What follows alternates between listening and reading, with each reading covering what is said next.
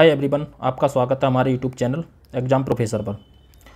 आज का टॉपिक हम डिस्कस करने वाले हैं ब्रह्मपुत्र नदी तंत्र।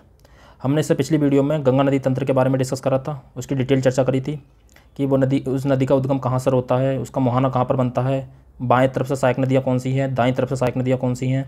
इसके अलावा हमने वहाँ पर सारे प्रयाग भी देखे थे, डायग्राम के माध्यम से समझे थे सारे कि नंद प्रयाग में कौन मिलता है, रुद्र प्रयाग में कौन सी नदी मिलती है अलकनंदा से। इस तरीके का हमने सब कुछ देखा था। इसी तरह हम इस ब्रह्मपुत्र नदी का भी डिटेल चर्चा करेंगे, इसकी सहायक नदियों को भी देखेंगे और कहाँ से इसका उद्गम होता है और कहाँ पर ये अपना मुहाना बनाती है, इस बारे में हम डिटेल चर्चा करेंगे। चलिए शुरू करते हैं आज का टॉपिक, ब्रह्मपुत्र नदी तंत्र। ठीक है, सबसे पहले ब्रह्मपुत्र नदी का जो उद्गम होता है, इस डायग्राम के माध्यम से हम देख सकते हैं अच्छे से। जो ब्रह्मपुत्र नदी का जो उद्गम होता है वो होता है चेमायुंगडुम ग्लेशियर के पास से। ठीक है, ये नदी जो है चेमायुंगडुम ग्लेशियर से निकलकर ये नदी जो है तिब्बत से होते हुए और तब भारत में प्रवेश करती है। और ये अदर अदर जगह पर अदर अदर नामों से जानी जाती है। जैसे जब ये नदी तिब्बत से बह रही होती है ये नदी, तो तिब्बत में इस नदी को कहते हैं सांगपो। फिर ये नदी जो है अरुणाचल प्रदेश में सिंटेक्सल बॉन्ड से, जो सिंटेक्सल बैंड है उससे ये प्रवेश करती है भारत में। और यहाँ पर जो इसका इसे जो जानते हैं, हम जानते हैं दिहांग नदी के नाम से। ठीक है, दिहंग नदी के नाम से, दिहंग नदी के नाम से। ठीक है, यहाँ पर जो हम जानते हैं इसे दिहंग नदी के नाम से जानते हैं। जैसे ये नदी जब असम में प्रवेश करती है तो असम में इसको जानते हैं हम ब्रह्मपुत्र के नाम से, ब्रह्मपुत्र नदी के नाम से। और यही ब्रह्मपुत्र नदी जब बांग्लादेश में प्रवेश करती है तो बांग्लादेश में हम जानते हैं इसे जमुना के नाम से। तो बांग्लादेश में हम इसे जमुना के नाम से जानते हैं। तो इसे जो है चार जगह अलग अलग नामों से जाना जाता है, चार अलग अलग स्थानों पर चार अलग अलग नामों से जाना जाता है। सबसे पहले हमने तिब्बत में इसे देखा सांगपो नाम से। सेकंड हमने देखा इसे दिहांग के नाम से, जो दिहांग गॉर्ज बनाते हुए भी जाती है। ये अरुणाचल प्रदेश में से प्रवेश करती है तो वहाँ पर जो अरुणाचल प्रदेश में से कहते हैं दिहांग नदी। और असम में इसे कहते हैं ब्रह्मपुत्र। और ये जब बांग्लादेश में प्रवेश कर जाती है तो उसे बोलते हैं जमुना। और इधर से जो गंगा नदी, जो हमने पिछली वाली वीडियो में पढ़ा था, वहाँ पर भी थोड़ा सा डिस्कस भी करा था ब्रह्मपुत्र नदी के बारे में।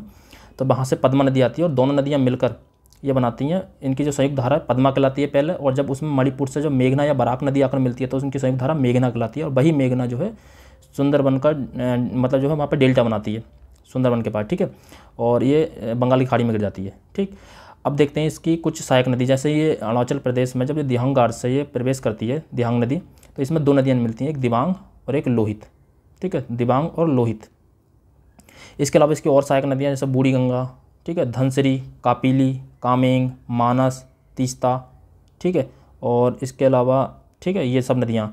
यहाँ पे एक संकोश नदी है। ये संकोश नदी जो है ये यहाँ पर ये इससे मिलती है बांग्लादेश में, और ये असम और बांग्लादेश की सीमा बनाते हुए जाती है। ठीक है, असम और बांग्लादेश की सीमा बनाते हुए संकोश नदी। तो यहाँ पर ये बेसिक नॉलेज आप याद रख सकते हो। इसके अलावा ये भी याद रख सकते हैं यहाँ पर हम कि जो ये मानस नेशनल पार्क, जो ये नेशनल पार्क भी यहाँ पर असम का मानस नेशनल पार्क, तो ये जो है मानस नदी के उत्तर में है। ठीक है, यहाँ पर ये भी याद रख सकते हैं हम ये डिब्रू साइखोवा ये नेशनल पार्क भी है। और इसके अलावा ये बायोस्फीयर रिजर्व भी है। ये बायोस्फीयर रिजर्व वाली वीडियो में आप जाकर देख सकते हैं, हमने बना रखी है बायोस्फीयर रिजर्व की वीडियो। तो बायोस्फीयर रिजर्व भी है। ठीक, तो बायोस्फीयर रिजर्व जो है ये भी असम में ही है, डिब्रू साइखोवा। ठीक, हाँ एक चीज़ और अच्छे से याद रख सकते हैं यहाँ पर हम, जैसे ये जब नदी जो है यहाँ पर मानसरोवर, यहाँ पर मानसरोवर के पास से निकलती है, कुछ कभी कहते हैं चेमायुंगडुम ग्लेशियर या मानसरोवर के पास से। ठीक है, नदी के पास से निकलती है चेमायुंगडुम ग्लेशियर के पास से। तो ये नदी जब निकल कर जाती है तो इसके ठीक बीच में असम में एक द्वीप है, माजुली नदी द्वीप, बहुत इंपॉर्टेंट है। और ये भारत का नहीं बल्कि विश्व का सबसे बड़ा नदी द्वीप है। माजुली नदी द्वीप भारत का ही नहीं, विश्व का सबसे बड़ा नदी द्वीप है। ठीक है, यहाँ पे जो तीस्ता नदी निकलती है ये निकलती है चलामू झील से। ठीक है, और ये निकलती कहाँ से, सिक्किम से। तो ये पहले जो है ये कहा जाता है कि ये तीस्ता नदी जो है ये पहले गंगा की सहायक नदी हुआ करती थी। ठीक है, पहले ये गंगा की सहायक नदी हुआ करती थी, लेकिन इसके अब तंत्र बदलाव के कारण ये आजकल जो है ब्रह्मपुत्र की सहायक नदी है। ठीक है, तो हम यहाँ पे इतनी बेसिक सी चीज़ें देख सकते हैं।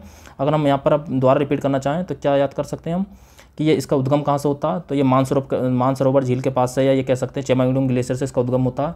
और ये फिर भारत में प्रवेश करती है दिहांग घाट से। इसके बाद इसमें एक माजुली नदी द्वीप है, इसकी कुछ सहायक नदियाँ हैं। सबसे पहले अरुणाचल प्रदेश में दो नदियाँ मिलती हैं इससे, दिबांग और लोहित। यहाँ पर दो दर्रे भी हैं, एक यांगपर दर्रा है, बोमिंडला दर्रा है, तो इसके यहाँ पर दो दर्रे भी हैं। ठीक है, इस नदी के पास में। तो इतनी बेसिक चीज़ें हम याद कर सकते हैं, बाकी इसको हमने डिटेल में लिख भी रखा नीचे।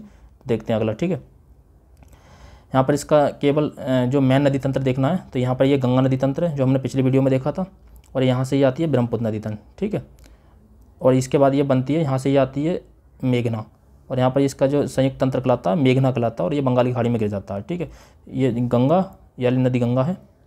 ठीक है, ये गंगा हो गई, ये ब्रह्मपुत्र हो गई, इसके बारे में हम देख ही चुके हैं। ये मेघना हो गई। मेघना नदी कहाँ से निकलती है? मणिपुर से। ठीक है, मेघना नदी मणिपुर से निकलती है। इसे बराक नदी भी कहते हैं। मेघना नदी को दूसरी भाषा में बराक नदी भी कहते हैं। ठीक है, तो एक बार और रिपीट कर लेते हैं कि इसे तिब्बत में किस नाम से जाना था? सांगपो। और यहाँ पर जाना था अरुणाचल प्रदेश में से दिहांग नदी के नाम से। ठीक है, और इसमें 2 नदियाँ मिलती हैं, दिबांग और लोहित। ठीक, और इसे असम में जाना था ब्रह्मपुत्र के नाम से, और बांग्लादेश में जाना था जमुना के नाम से। और इसके बाद जब इसमें मेघना नदी मिल जाती है, इनकी सबकी संयुक्त धारा गंगा, बराक और जमुना, इनकी सबकी संयुक्त धारा कहलाती है मेघना।